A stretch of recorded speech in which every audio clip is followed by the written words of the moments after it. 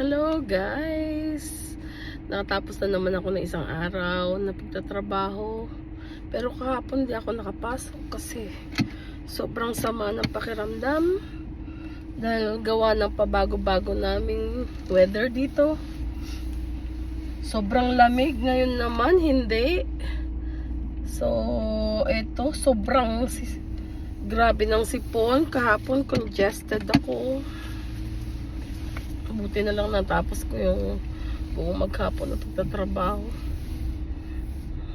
Ayun, pauwi na. Namili lang ng mga dapat kailangan at saka bibili ako ng Vicks para magsuob. Magsusuob ako mamaya para matanggal yung sakit ng ulo. Dito kailangan magtrabaho kahit na may sakit, sige pa rin. Hopefully na gumaling na kaagad. Ang hirap na nagtatrabaho ng sinisipon, singa ka ng singa, masakit ang ulo. Pabago-bago kasi ang panahon namin guys. Yung nakaraan freezing, kahapon freezing din.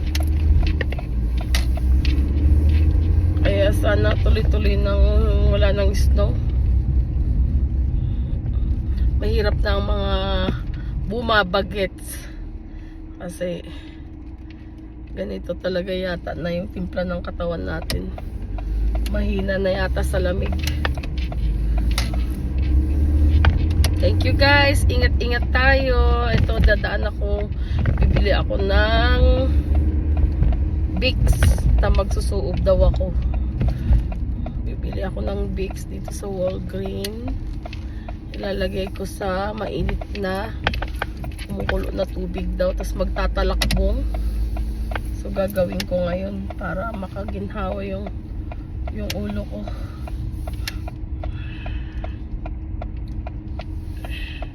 Lagi kasi nawawala yung Vicks ko. Nalalaglag yata sa basurahan ko. May kwarto. Ingat tayo guys. God bless. Ingat-ingat tayo sa ating mga health. Bye.